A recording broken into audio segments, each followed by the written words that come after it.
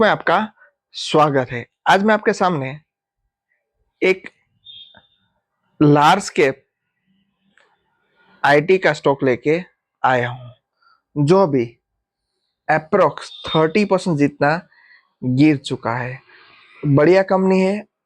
यहाँ पे broker bullish है और यहाँ पे 35% जितना टारगेट दे दिया है, मगर हमारी कोई बाय सेल रिकमेंडेशन नहीं।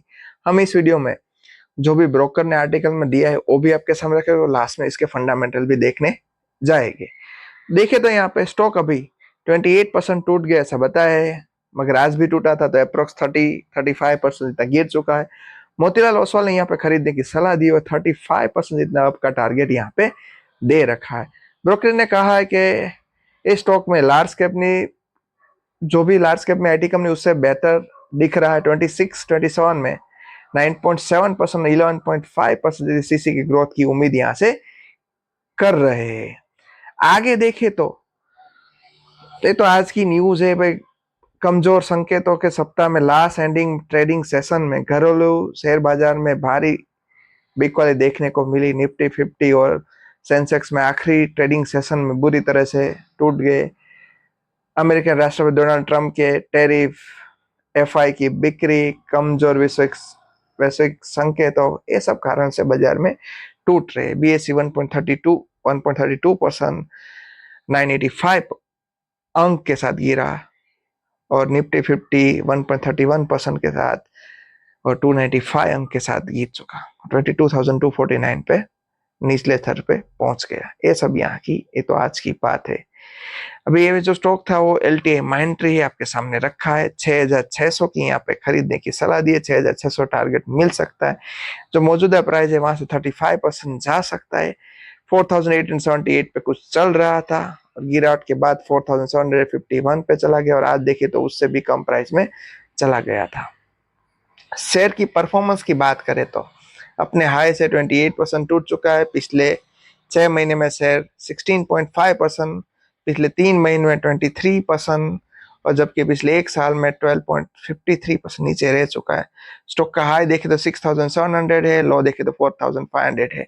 आज तो लो से भी लो चला गया तो हमें ए स्टॉक में वेट करनी चाहिए। नो डाउट अच्छा स्टॉक है, मगर जब भी लोअर से लो चला जाए तो वेट करके आगे के दिनों में रिवर्सल की वेट करनी चाहिए। मार्केट कैप अच्छा है, स्टॉक भी अच्छा है। 1,40,000 करोड़ का मार्केट कैप है, लार्ज कैप कंपनी है। यहाँ पे देखे तो ब्रोकरेज ने इसे खरीदने की क्यों सलाह दी। यहाँ पे लग रहा है कि हमें डेटा इंजीनियरिंग और ईआरपी मॉडर्नाइजेशन में कंपनी बेहतर पेशकशों के कारण एलटीआई पर अपनी खरीदे रेटिंग की दोहराते हैं। ये कंपनी प्री जेन आई खर्चों के पकड़ने के लिए अच्छी स्थिति में रखता है। तो इन शॉर्ट यहाँ पे एक्सपेंसेस आने वाले दिनों में कम हो गए और इनकम बढ़ सकती है। और देखिए तो यहाँ ब्रोकर ने कहा हमारा अनुमान है कि एलटीआई माइंट्री अपने लार्ज के प्रतिशत में बेहतर प्रदर्शन कर सकेगी। वो तो हमने आगे डेटा देख लिया कि 99.1 से 11.5% सीसी ग्रोथ की उम्मीद 26-27 में कर रहे हैं। आगे हम इसके फंडामेंटल देखिए तो मार्केट कैप लार्ज है, 4,600 में चल रहा है। सॉरी अभी उसके लो पे नहीं है तो हमें डेटा पे रखना चाहिए। लो से ऊपर है तो डेफिनेटली यहाँ पे आप पोजीशन लेनी है तो ले सकते हो, आपकी मर्जी। अच्छा स्टॉक है, स्टॉक का पी अभी 30 पे ट्रेड हो रहा है। डिविडेंड भी अच्छा है 1.39, आरओसी अच्छा है 31.2, आरओई 25%। प्रमोटर होल्डिंग यहाँ पे अच्छी चीज है, इसीलिए आपके सामने लाए कि प्रमोटर होल्डिंग 68%। इंडस्ट्री 27 है, इंडस्ट्री थोड़ा महंगा मिल रहा है, इसका भी रिजनेबल प्राइस में है। यहाँ पे सेल्स ग्रोथ, प्रॉफिट ग्रोथ सबकी बात करें तो 10 ईयर, 5 ईयर, 3 ईयर सब में देखे तो सेल्स ग्रोथ में अच्छी यहाँ पे देखने को मिल रही है। मगर लास्ट 1 ईयर में आप देखो तो यहाँ थोड़ी दिक्कत आई। 5% सेल्स ग्रोथ और प्रॉफिट ग्रोथ तो माइनस में चली गई। उस हिसाब से आप शेयर में भी देखो तो यहाँ पे नेगेटिव है।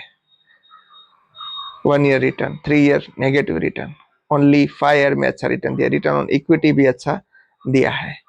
तो ये सब यहाँ पे 5-3 10 ईयर का डेटा तो अच्छा दिखा रहा है, लास्ट ईयर का सेल्स अच्छा नहीं था, मिसके ग्रोथ नहीं दिखी, प्रॉफिट में डी ग्रोथ हुई, उस हिसाब से शेयर में भी थोड़ी बिकवाली देखने को मिली। और साथ में देखिए तो दूसरा रीजन ये भी मार्केट तो है ही ना है, ये भी एक रीजन है। और लार्ज कैप में दूसरी भी अच्छी कंपनी है तो उसको भी देखना चाहिए, अच्छे दाम में अच्छे प्राइस में मिल रही है। तो यहाँ पे बैलेंस शीट देखिए तो यहाँ पे कंटिन्यूस बेस पर एक यहाँ के बेनिफिट हुआ कि रिजर्व बढ़ रहे, वो यहाँ पे अच्छी बात है। और बोरिंग ना के बराबर है, अप्रोक्स 0.10 हिसाब से बोरिंग है, तो बोरिंग रिजर्व के कंपैरिजन में कम है, तो एक अच्छी बात है। फिक्स एसेट कंटिन्यूस बेस पे बढ़ रही है, इन्वेस्टमेंट बढ़ रहे हैं, ये सब यहाँ पे अच्छी बात दिखाई दे रही है। और हम कभी भी मिस नहीं कर रहे हो हमारी शेयरहोल्डिंग पैटर्न, एलटीएम एंट्री की शेयरहोल्डिंग पैटर्न देखिए तो प्रमोटर ऑलमोस्ट फिक्स जैसे ही, ओनली 0.03% स्टेक बेचा, अच्छी बात है। वरना कुछ गलत होने वाला होता है तो प्रमोटर पहले से बेच देते। एफआई ने देखो सब जगह पे वीक वाली, मगर यहाँ पे खरीदारी, डीआई ने भी कंटिन्यूस बेस पे थोड़ी थोड़ी करके यहाँ पे खरीदार की, तो बेचा किसने? पब्लिक ने बेचा। तो ये संकेत यहाँ पे अच्छा है कि डेफिनेटली यहाँ पे आने वाले दिनों में एफआईडीआई ने खरीदा तो आने वाले दिनों में तेजी बन सकती, मगर अभी तो मार्केट का हाल ही ऐसा है कि अच्छे शेयर भी अभी अच्छे डिस्काउंट में जा रहे हैं। तो हमें ओनली एक चीज यहाँ पे रडार पे रखनी है, बाय सेल रिकमेंडेशन नहीं, 35% 40% रिटर्न दे सकते थे मोतीलाल ओसवाल का मानना है।